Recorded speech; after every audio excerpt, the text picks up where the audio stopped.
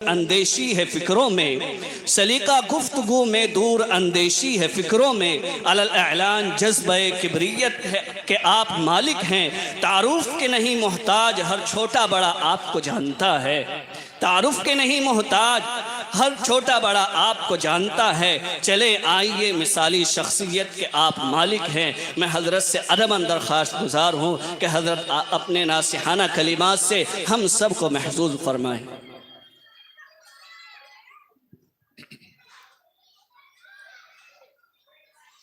السلام علیکم ورحمۃ اللہ وبرکاتہ۔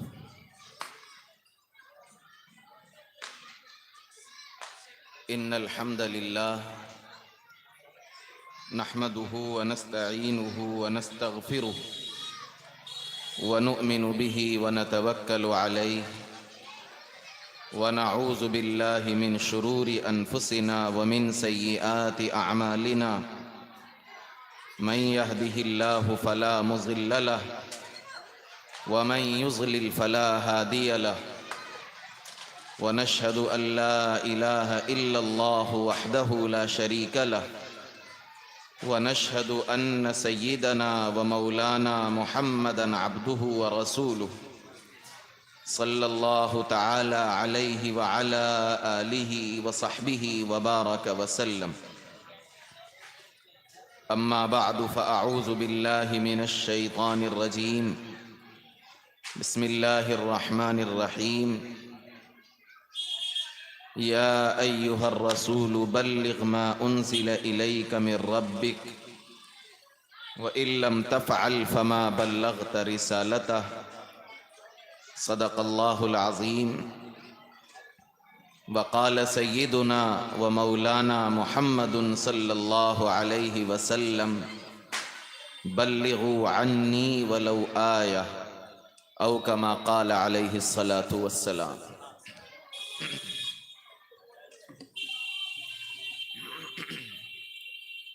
بزرگوں، نوجوان دوستوں، ملت اسلامیہ سے تعلق رکھنے والے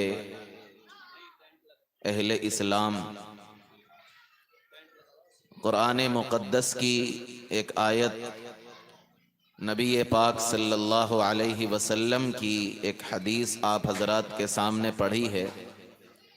اللہ تعالیٰ سے دعا ہے اللہ تعالیٰ اسی آیت اور حدیث کی روشنی میں مجھے صحیح بات کہنے کی، ہم سب کو سننے کی، سمجھنے کی اور عمل کرنے کی توفیق مرحمت فرمائے۔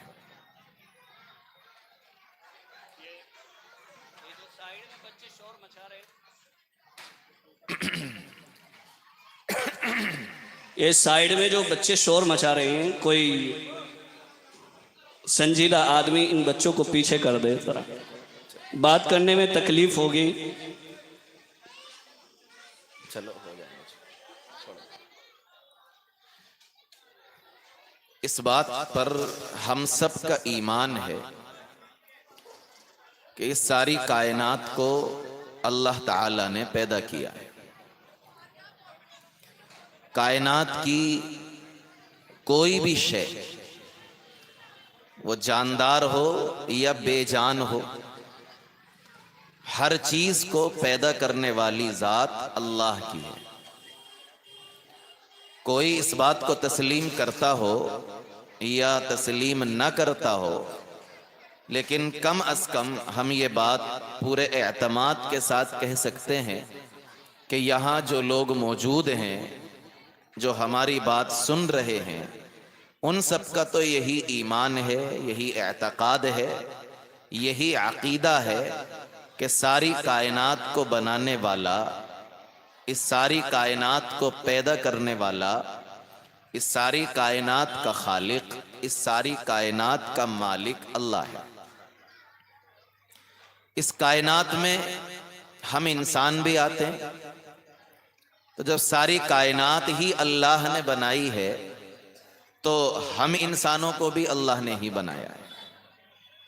بظاہر ایسا محسوس ہوتا ہے کہ دنیا کی چیزیں انسان بنا رہا ہے، کھیتی انسان اگا رہا ہے، نظام دنیا انسان چلا رہا ہے، انسان بھی دنیا میں انسانوں ہی کی ملاقات کے نتیجے میں آ رہے ہیں، دیکھنے میں ایسا لگتا ہے، لیکن حقیقت یہ ہے کہ ان ساری ہی چیزوں کا خالق اور ان ساری ہی چیزوں کا پیدا کرنے والا اللہ ہے۔ اللہ تعالیٰ نے اس بات کو خود قرآن میں بیان بھی فرمایا۔ کھیتی کے تعلق سے اللہ نے فرمایا اَأَنْتُمْ تَزْرَعُونَهُ أَمْ نَحْنُ الزَّارِعُونَ، تمہیں یہ لگتا ہے کہ کھیتی تم پیدا کرتے ہو یا ہم پیدا کرتے ہیں؟ انسانوں کی تخلیق کے تعلق سے اللہ تعالیٰ نے سوالیہ انداز میں یہی بات ارشاد فرمائی اَأَنْتُمْ تَخْلُقُونَهُ أَمْ نَحْنُ الْخَالِقُونَ، آپ پیدا کرتے ہیں یا ہم پیدا کرتے ہیں؟ یعنی یہ پیغام اللہ تعالیٰ ان آیات کے ذریعے سے اپنی ساری مخلوق کو دے رہا ہے کہ نظام عالم کو بنانے والا، اس کائنات کو بنانے والا، اس انسان کو پیدا کرنے والا کوئی اور نہیں ہے، اللہ کی ذات۔ اللہ تعالیٰ نے انسان بنایا اور پھر انسان کی ہدایت کے لیے، انسان کو سیدھا راستہ بتانے کے لیے، انسان کو جنت کے راستے پر لگانے کے لیے اللہ تعالیٰ نے انسانوں ہی میں سے اپنے کچھ خاص بندے منتخب کیے، جنہیں پیغمبر کہا جاتا ہے، جنہیں رسول کہا جاتا ہے، جنہیں نبی کہا جاتا ہے، جنہیں اللہ کا بھیجا ہوا اور اللہ کا فرستادہ کہا جاتا ہے۔ اللہ نے انسانوں کی ہدایت کے لیے انسانوں ہی میں سے یہ کچھ خاص بندے منتخب فرمائے۔ پھر ان منتخب بندوں کو اللہ نے کچھ قوانین دیے، کوئی نظام دیا، کچھ دستور دیے، کچھ اصول دیے، اور اللہ تعالیٰ نے اپنے پیغمبروں کی یہ ذمہ داری لگائی کہ آپ دنیا میں جائیں اور یہ جو ہم اصول دے رہے ہیں، یہ جو ہم دستور دے رہے ہیں، یہ جو ہم قانون دے رہے ہیں، یہ جو زندگی جینے کے آداب ہم دے رہے ہیں، ان آداب کو، ان قوانین کو، اس دستور کو انسانیت کے سامنے، میرے بندوں کے سامنے، انسانوں کے سامنے جا کر پیش کریے۔ اسی کے مطابق زندگی گزاریں گے تو اللہ کے محبوب بنیں گے، اور اس کے خلاف چلیں گے تو اللہ کی نگاہوں میں ہمارا کوئی مقام و مرتبہ نہیں ہو سکے گا، دنیا میں بھی خار ہوں گے، آخرت میں بھی خار ہوں گے۔ اللہ نے یہ نظام آدم علیہ السلام کو بھی دیا، اللہ نے یہ قانون حضرت شیس علیہ السلام کو بھی دیا، اللہ نے اسی طرح کا دستور حضرت نوح علیہ السلام کو دیا، ابراہیم علیہ السلام کو دیا، اسماعیل علیہ السلام کو دیا، اسحاق و یعقوب، یوسف و موسیٰ اور عیسیٰ علیہ السلام کو دیا، اور اخیر میں ہم سب کے آقا، پاک پیغمبر، اللہ کے محبوب و برگزیدہ آقا مدنی صلی اللہ علیہ وسلم کو بھی عطا فرمایا۔ اسی قانون کو، اسی دستور کو دین کہا جاتا ہے۔ اللہ نے اپنے پیغمبروں کو جو دین دیا، اخیر میں نبی علیہ السلام کو جو دین عطا فرمایا، یہ دین کسی گھر کا، کسی علاقے کا، زمین کے کسی خطے کا نام نہیں ہے، دین نام ہے انہی اصولوں کا، دین نام ہے انہی قوانین کا، دین نام ہے انہی آداب کا، دین نام ہے اسی نظام کا، جو نظام اللہ نے ہم سب کو عطا فرمایا، جو اصول اللہ نے ہمارے لیے متعین فرمائے، جو ضابطے زندگی گزارنے کے لیے اللہ نے ہمارے پاس بھیجے، اسی ضابطے کو دین کہا جاتا ہے، اسی نظام کو دین کہا جاتا ہے، اسی دستور کو دین کہا جاتا ہے، انہی قوانین کو دین کہا جاتا ہے، اور اسی دین کے بارے میں اللہ نے فرمایا ان الدین عند اللہ الاسلام، اللہ کی نظر میں سب سے مقدس، سب سے محبوب، سب سے پسندیدہ، سب سے برتر، سب سے اعلیٰ، سب سے ارفع، سب سے زیادہ محبوب اگر کوئی دین ہے تو دین اسلام ہے۔ یہ دین آج سے 1450 سال پہلے تقریباً نبی پاک صلی اللہ علیہ وسلم پر نازل ہوا قرآن کی شکل میں. آج 1450 سال کے بعد بھی یہ دین ہمارے پاس موجود ہے. اللہ کا انعام اور اس کا فضل و کرم، اس کا احسان ہے. ہمیں شکر گزاری کے جذبات سے لبریز رہنا چاہیے. ہر آن، ہر لمحہ، ہر سانس اللہ کا شکر ادا کرنا چاہیے کہ اتنی بڑی کائنات میں، اتنی بڑی دنیا میں اللہ تعالیٰ نے ہمیں منتخب کیا کہ ہم اس دین کو مانتے ہیں، ہم اس دین کو تسلیم کرتے ہیں جو اللہ کے نزدیک سب سے پسندیدہ دین ہے. لیکن میرا آپ سے ایک سوال ہے، جو دین 1450 سال پہلے آیا وہ آخر ہماری زندگیوں تک کیسے آ گیا؟ وہ ہم تک کیسے پہنچ گیا؟ ہم تو 1450 سال پہلے نہیں تھے. ہم نے تو نبی علیہ السلام کو نہیں دیکھا. ہم نے تو قرآن کریم کی آیات جبرائیل علیہ السلام کے ذریعے سے آقا مدنی علیہ السلام پر اترتی ہوئی اور نازل ہوتی ہوئی نہیں دیکھی. ہم تو اب سے 1300 سال پہلے بھی نہیں تھے. ہم تو 1000 سال پہلے بھی نہیں تھے. ہم میں سے بہت سے ایسے جو اب سے 50 سال پہلے بھی نہیں تھے. ہم میں سے کتنے ایسے جو اب سے 20 سال پہلے بھی نہیں تھے. تو آخر یہ دین جو 1450 سال پہلے آیا تھا وہ ہماری زندگیوں تک کیسے پہنچ گیا؟ اس کے لیے میں نے آیت پڑھی. اللہ تعالیٰ نے ارشاد فرمایا، اپنے پیغمبر کو ذمہ داری دی اور یہ کہا، یا ایھا الرسول بلغ ما انزل الیک من ربک. اے پیغمبر جو دین آپ کو دیا جا رہا ہے، اے پیغمبر جو دستور آپ کو دیا جا رہا ہے، اے پیغمبر جو قرآن آپ کو دیا جا رہا ہے، یہ پیغمبر یہ جو قرآن دیا گیا، یہ جو دستور دیا گیا، یہ جو قوانین دیے گئے، یہ جو ضابطے دیے جا رہے ہیں، یہ تنہا آپ کے لیے نہیں ہے، یہ تنہا آپ کی زندگی سے متعلق نہیں ہے، بلکہ یہ دستور اور یہ دین آپ کو دیا گیا ہے. اب آپ کی ذمہ داری ہے، بلغ ما انزل الیک من ربک. جو آپ کے رب کی جانب سے جو دین آیا تھا، آپ کے رب کی جانب سے جو قانون آ رہا ہے، غار حرا میں جبرائیل علیہ السلام کے ذریعے سے جو نظام زندگی دیا جا رہا ہے، اس نظام زندگی کو، اس دستور کو، اس قانون کو، رب کے اس پیغام کو آپ دوسرے انسانوں تک منتقل کریے، اس کی اشاعت کریے، اس کی تبلیغ کریے، اس کو ایک ایک انسان تک پہنچائیے. چنانچہ آقا علیہ السلام نے یہ پیغام آگے بڑھایا، دوسرے انسانوں تک پہنچایا.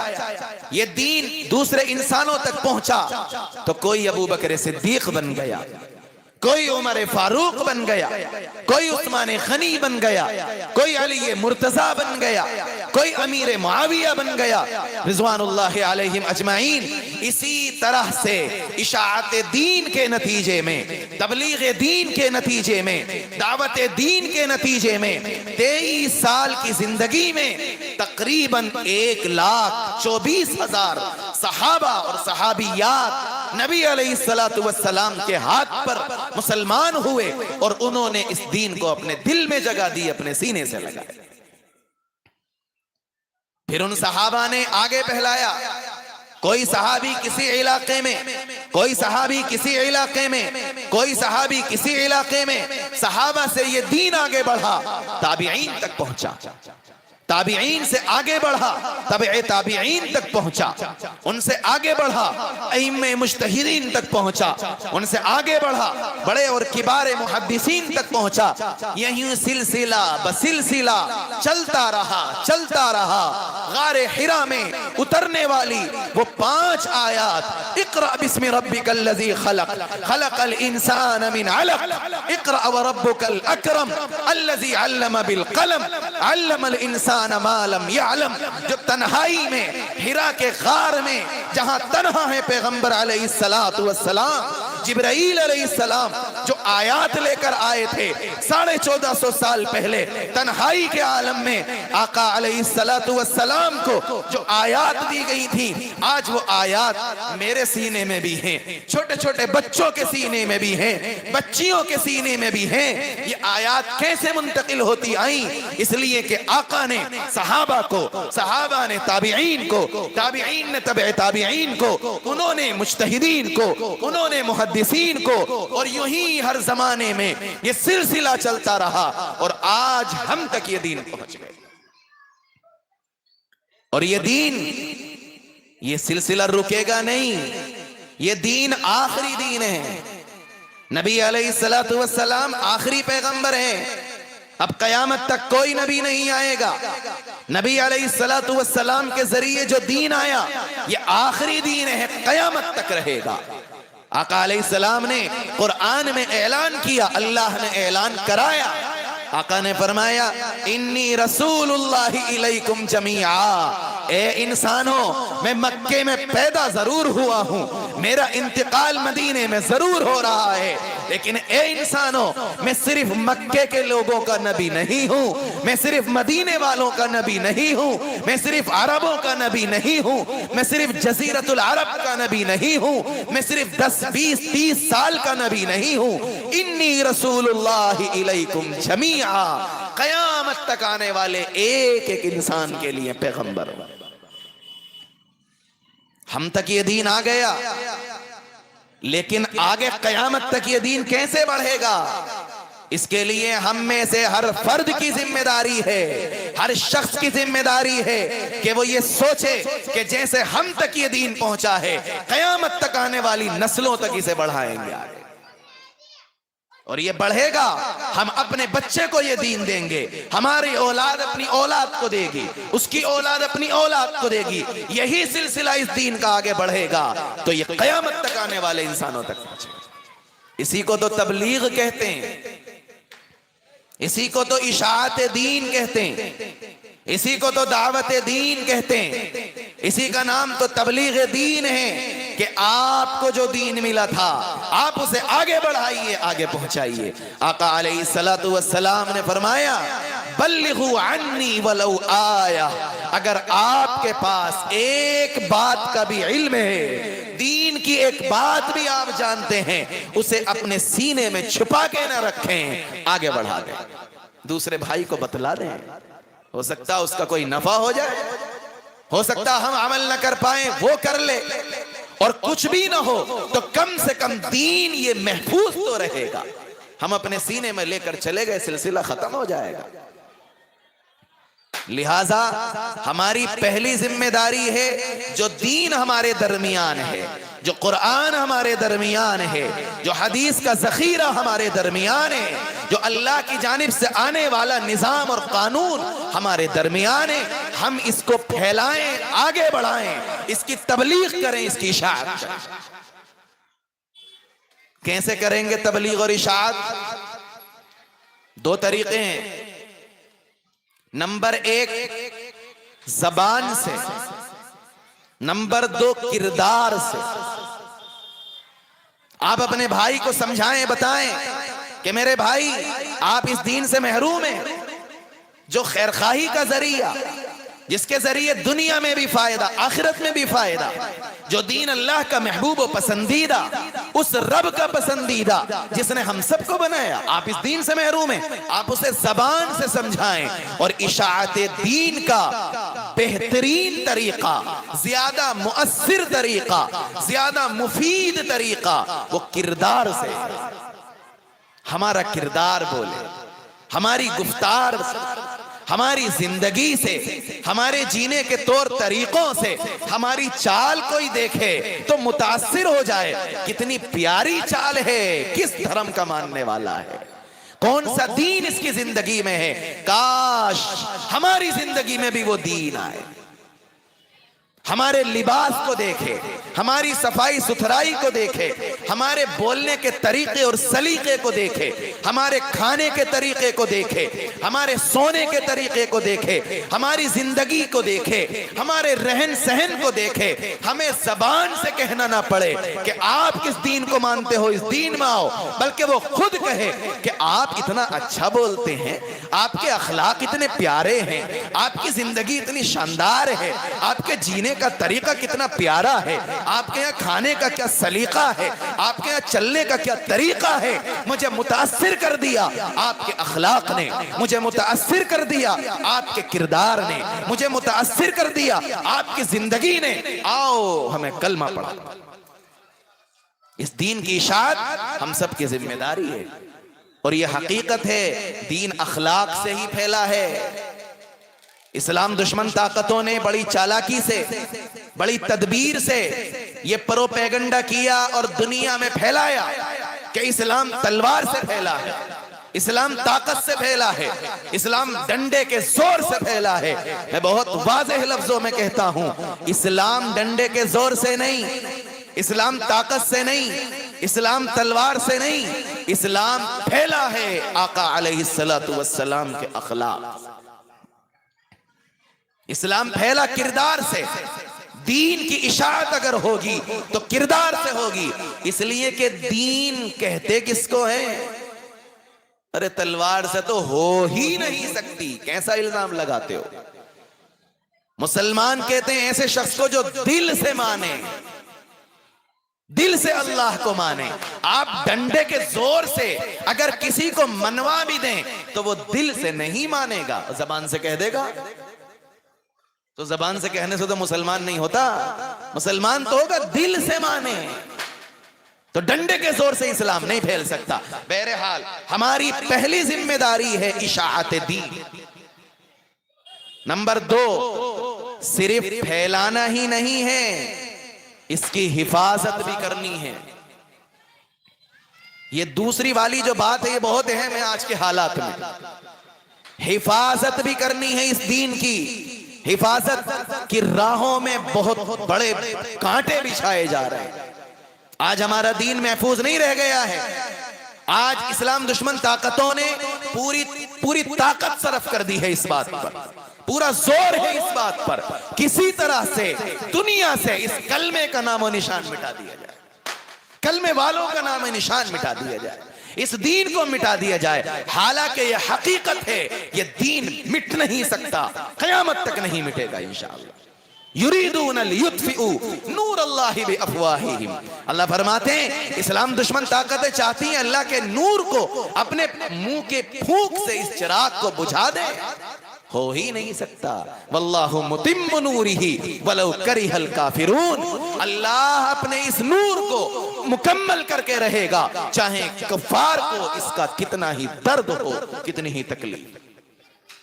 حفاظت دین ہم سب کی ذمہ داری ہے۔ اس کے لیے میں 2-3 باتیں عرض کروں گا۔ دین کی حفاظت کیسے ہوگی؟ ہمیں یہ دیکھنا پڑے گا کہ دین کن کن راہوں سے چھیننے کی، اچکنے کی اور دین کی اس نعمت کو ہمارے قلوب سے نکالنے کی کوشش ہو رہی ہے، انہی راہوں پر پہرا بٹھانا پڑے گا۔ بھئی ہمیں جب معلوم ہوتا ہے کہ یہ فلاں گلی میں چوری کا خطرہ ہے، یہ فلاں 4 گلی تو بہت محفوظ ہیں اور فلاں 4 گلی میں چوری کا خطرہ ہے، وہاں معاملہ خراب ہے، تو پھر وہاں سے اگر ہمارا کوئی بندہ گزرے گا تو اس کے لیے خطرہ ہے نا کہ جیب نہ کٹ جائے، چوری نہ ہو جائے، چور نہ گھس جائے۔ تو اس کو بچانے کا طریقہ یہ ہے کہ ان 4 گلیوں پر محافظ بٹھائے جائیں، حفاظت کرائی جائے۔ آج ہمارے دین کو اچکنے کے لیے کون کون سا راستہ طے کیا گیا ہے، ہمیں کون کون سے راستے سے خطرہ ہے کہ دین اس راستے سے چھینا جا سکتا ہے، اس راستے سے چھینا جا سکتا ہے، اس راستے سے چھینا جا سکتا ہے، اس راستے سے چھینا جا سکتا ہے۔ نمبر 1 بہت اہم بات ہے، غور کریے گا۔ نمبر 1، ہمارے دین کو اچکنے کے لیے ہماری تعلیم گاہوں کا سہارا لیا جائے، یعنی ہمارے بچے جن تعلیم گاہوں میں جائیں، ظاہر ہے ابھی چھوٹے ہیں، 5 سال کا، 7 سال کا، 8 سال کا ناسمجھ بچہ ہے، ابھی یہ اتنا نہیں جانتا کہ اللہ کیا ہے، ابھی نہیں جانتا ایمان کیا ہے، ابھی نہیں جانتا قرآن کیا ہے، ابھی نہیں جانتا محمد عربی صلی اللہ علیہ وسلم کی ذات کیا ہے، ابھی نہیں جانتا کہ کون سے عمل کو اگر میں کر لوں گا تو میرا ایمان چلا جائے گا، کون سی بات اگر میں زبان سے نکال دوں گا تو میرا ایمان چلا جائے گا۔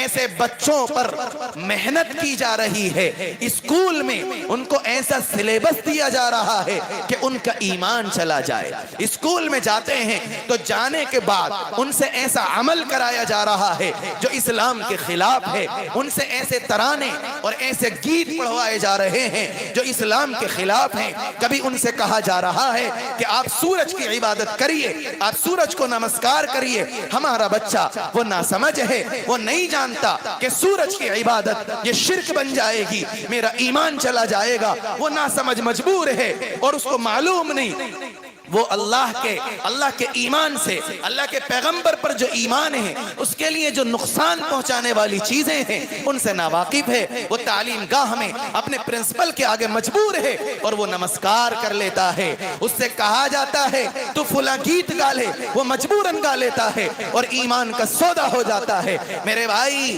یہ دین کی حفاظت ہم سب کی ذمہ داری ہے۔ مجھے اپنے بھی دین کی حفاظت کرنے کی فکر ہونی چاہیے، اپنے بچوں کے دین کی حفاظت کی بھی فکر ہو۔ مجھے منتخب کرنا چاہیے ایسی تعلیم گاہ کو جہاں میرے بچے کو شرک پر مجبور نہ کیا جائے، جہاں میرے بچے کو کسی شرکی عمل پر مجبور نہ کیا جائے، جہاں میرے بچے کو شرکی بات کہنے پر مجبور نہ کیا جائے۔ ہمارے مدرسے ایسے الحمدللہ موجود ہیں، گلی گلی مکاتب ہیں، گلی گلی مساجد ہیں، گلی گلی مدارس ہیں۔ آپ کے برابر میں اسعد المظفر ہے۔ آپ اپنے بچوں کو ایسی تعلیم گاہ دیجئے، آپ اپنے بچوں کو ایجوکیشن کے لیے ایسی جگہ بھیجئے جہاں اسے دین بھی ملے، جہاں اسے دنیا بھی ملے، جہاں وہ علم بھی حاصل کرے اور دین کا سودا بھی نہ ہو، جہاں اسے گانے کے لیے شرکی یا گیت نہ دیا جائے بلکہ رب کی تعریف کرائی جائے، اللہ کی ثنا پڑھوائی جائے، آقا کی نعت پڑھوائی جائے، صحابہ کی منقبت پڑھوائی جائے۔ اگر ہم نے اپنے بچوں کے دین و ایمان کی حفاظت کی فکر نہ کی تو آئندہ نسلیں دین سے محروم ہو۔ یہ اسلام کو اور دین کو اچکنے کا راستہ بنایا گیا کہ تعلیم گاہ میں تعلیم کے نام پر لایا جائے اور ایمان چھین لیا جائے۔ یہ ایک طریقہ ہے، ہمیں سمجھنا ہوگا۔ ہم کسی اسکول کی مخالفت نہیں کر رہے، کسی کالج کی نہیں۔ ہماری ملت کو، ہماری قوم کو ضرورت ہے اچھے انجینئر بھی ہوں، اچھے ڈاکٹر بھی ہوں، اچھے ماسٹر بھی ہوں، اچھے پروفیسر بھی ہوں، اچھے وکلا بھی ہوں، بالکل ضرورت ہے۔ لیکن ہم یہ تو دیکھیں کہ کون سی تعلیم گاہ ہے جہاں تعلیم کی آڑ میں ایمان چھینا جا رہا ہے۔ تو ایسی تعلیم گاہ کا انتخاب ہو جہاں تعلیم بھی ملے، ایمان بھی ملے۔ یہاں سے ایمان اور دین کو چھیننے کی کوشش۔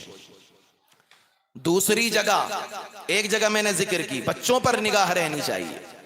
نمبر 2، دین کو اچکنے کا طریقہ اور راستہ یہ ہے شیطانی آلہ۔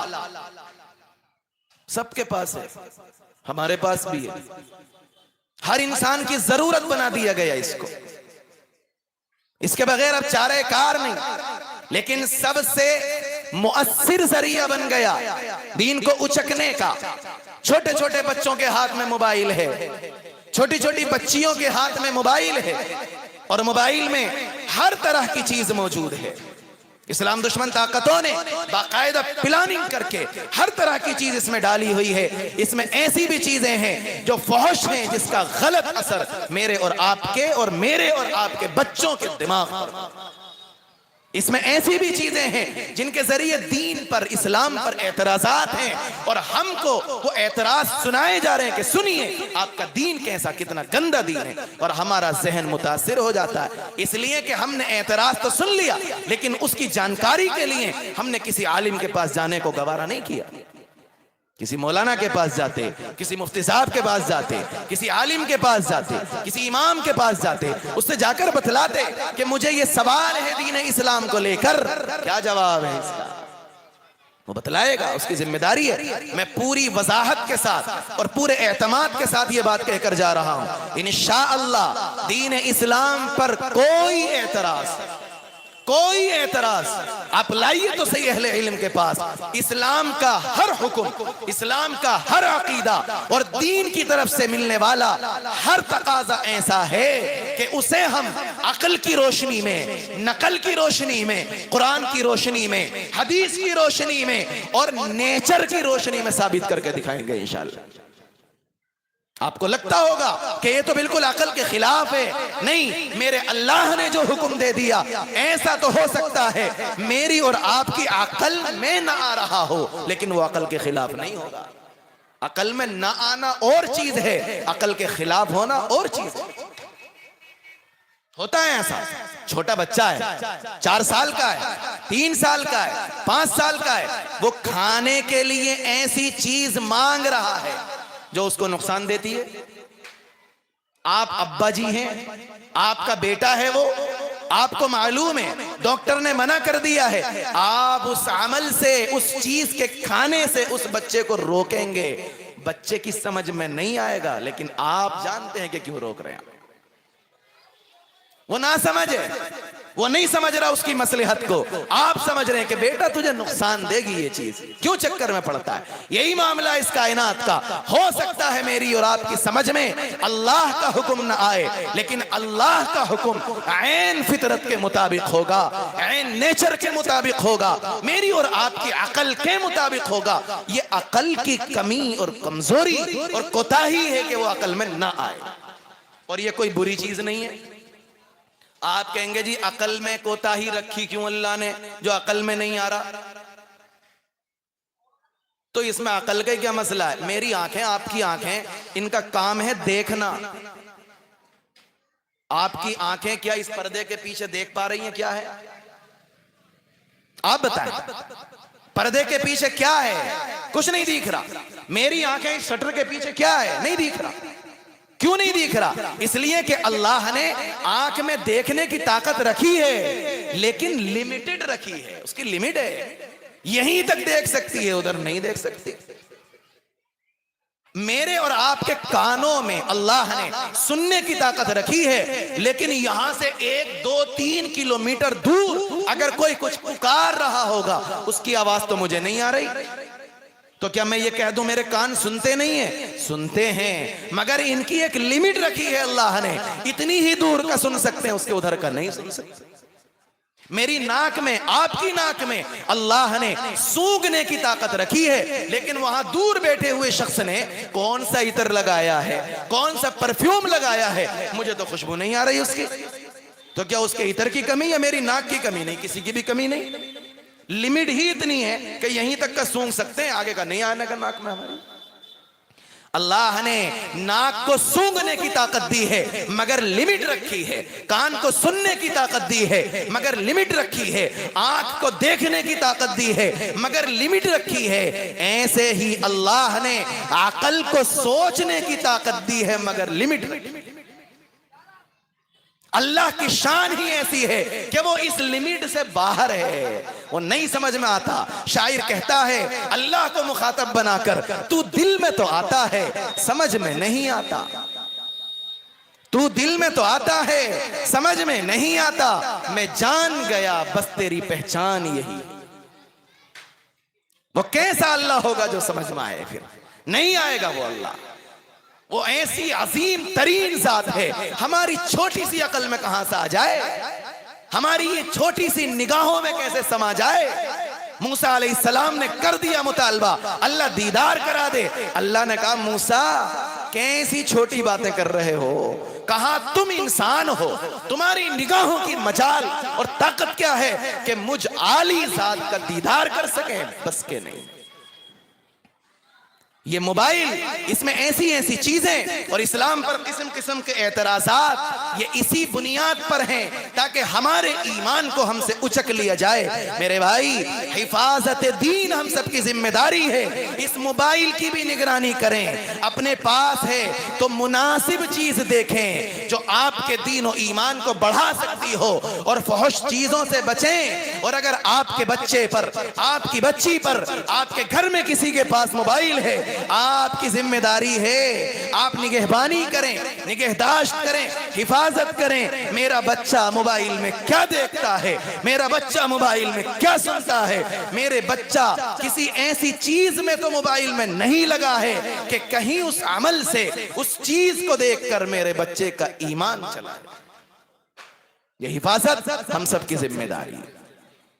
ایمان کو اچکنے کا ایک راستہ تعلیم کے نام پر اچکنے کی کوشش ہے، وہاں بھی حفاظت کرنی ہے۔ نمبر 2، ایمان کے اچکنے کا دوسرا راستہ موبائل کے ذریعے کوشش ہے، وہاں بھی ہمیں حفاظت کرنی ہے۔ میرے پاس اتنا وقت نہیں ہے کہ میں سارے راستے آپ کے سامنے واضح کر سکوں۔ بڑے اکابر یہاں تشریف فرما ہیں، ان کی گفتگو، ان کی ناصحانہ گفتگو، ان کے مواعظ آپ کے سامنے آئیں گے۔ میں نے 2 باتیں عرض کی حفاظت دین کے تعلق سے، اور باتیں ہیں کوئی موقع ہوگا تو انشاءاللہ عرض کروں گا، لیکن آج یہ طے کر کے جائیں کہ ہم دین کی حفاظت کے لیے کم از کم آج سے یہ 2 کام ضرور کریں گے۔ تعلیم کے نام پر بچے کو ایمان سے محروم نہیں ہونے دیں گے، اس کے ایمان کی حفاظت کریں گے، اور موبائل کے ذریعے سے ہم بچے کو ایمان سے محروم نہیں ہونے دیں گے۔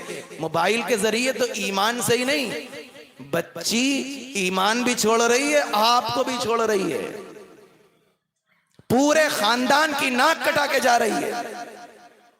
کاہے کے ذریعے؟ موبائل کے ذریعے۔ ہم یہ سمجھتے ہیں اندر گھر میں کمرے میں لیٹی سو رہی ہے، نہیں، اللہ جانے کیا کر رہی ہے۔ ہمیں کیوں اتنا بھروسہ ہے؟ کاش ہمارے گھروں کا ایک معمول ہو۔ مشکل ہے لیکن زبان پہ آ گئی بات تو ذکر کر دیتا ہوں، اور مجھے اللہ کی ذات پر یقین ہے جس گھر میں اس پر عمل ہو جائے وہ گھر جنت کا گہوارہ بن جائے۔ آپس کے جھگڑے بھی ختم ہو جائیں گے، جو گھروں میں جھگڑے ہوتے ہیں، آپس کے اندر محبتیں بھی پیدا ہو جائیں گی، اور یہ جو موبائل کے ذریعے ایمان جانے اور بچے یا بچی کے جانے کا مسئلہ ہے، یہ سب بھی ختم ہو جائے گا۔ مشکل کام ہے، کر کے دیکھیے اگر کوئی کر سکے۔ رات کو ایک وقت طے کر دیجئے، 9 بجے، 10 بجے، 10:30 بجے، وہ آپ کی مرضی، جو بھی وقت طے کریں آپ۔ گھر میں ایک وقت طے کر دیجئے، رات کے 10 بجے سے لے کر صبح کے 7 بجے تک سب کے موبائل ایک ساتھ جمع کر کے ایک طرف رکھ دیے جائیں گے۔ کسی کو موبائل چلانے کی اجازت نہیں ہوگی، حتیٰ کہ باپ کو بھی نہیں ہوگی۔ باقی دن میں چلائیے، 7 بجے مل جائے گا صبح کو، رات کے 10 بجے تک آپ کے پاس رہے گا۔ اس کا فائدہ کیا ہوگا؟ نمبر 1، ہم گھر میں بیٹھے ہیں، والدہ یہاں بیٹھی، والد وہاں بیٹھے، بڑا بھائی یہاں بیٹھا، ہم موبائل میں لگے ہوئے، ہم اسی میں ٹن ٹن پن پن میں لگے ہوئے۔ کہاں سے محبتیں پیدا ہوں؟ کہاں سے باپ کے دل میں میری عظمت آئے گی؟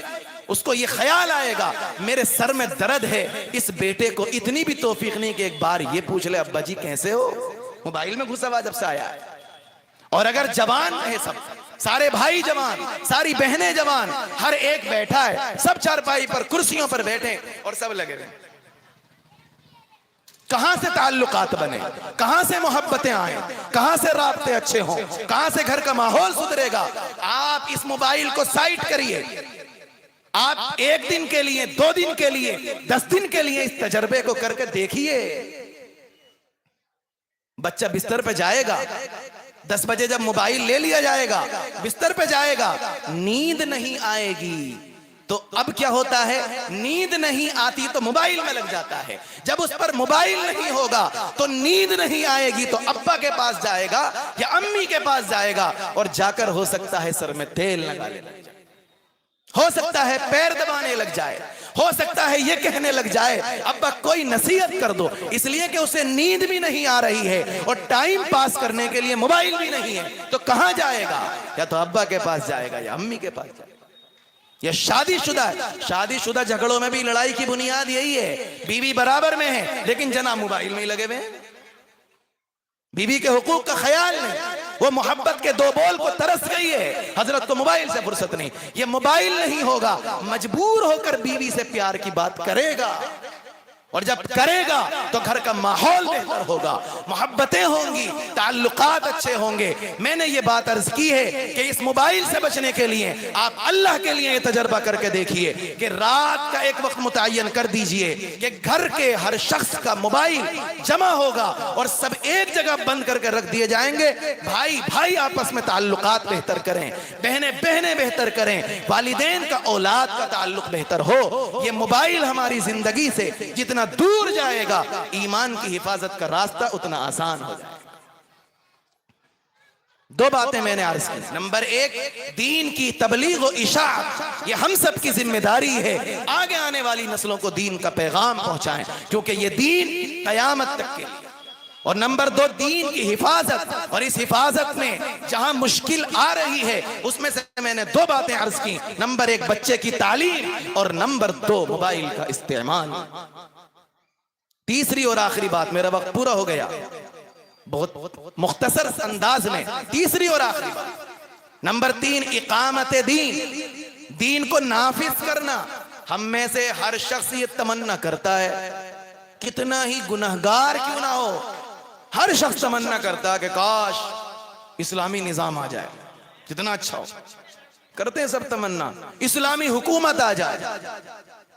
میں اپنے آپ سے پہلے کہتا ہوں اور پھر آپ سے کہتا ہوں, اگر اسلامی نظام ہوتا اور اسلامی حکومت ہو جاتی, ہم میں سے کون کون اب تک محفوظ ہوتا؟ ہم میں سے کون ایسا ہے جس نے ایسا جرم نہ کیا ہو کہ وہ سزا کا مستحق بن جاتا؟ زنا کی سزا رجم ہے اگر شادی شدہ ہو, جان سے مار دیا جائے. ہم سب گریبانوں میں جھانکیں. شراب کی سزا کوڑے ہیں, ہم سب گریبانوں میں جھانکیں. مسلم محلہ, مسلم آبادی, ایک بھی گھر غیر مسلم کا نہیں. اور صبح اٹھ کو باہر دیکھو تو شراب کی بوتلیں پڑی ہیں راستے پر. کہاں سے آئی ہیں؟ جنات ڈال گئے یہاں. کوڑے ہے اس کی سزا. چوری کی سزا ہاتھوں کا کاٹنا ہے. ہم سب غور کریں, اگر ہوتا یہ نظام کتنے ٹنٹے ہوتے ہم میں سے یہاں. تمنا سب کی ہے دین کا نظام ہو, دین کا نفاذ ہو.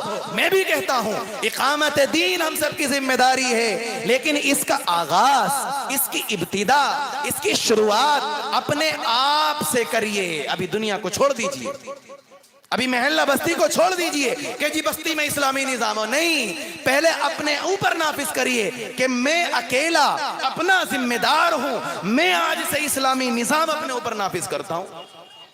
مثلا اسلامی نظام یہ ہے کہ چہرے پہ داڑھی ہوگی. اسلامی نظام یہ ہے کہ سود نہیں کھائے گا.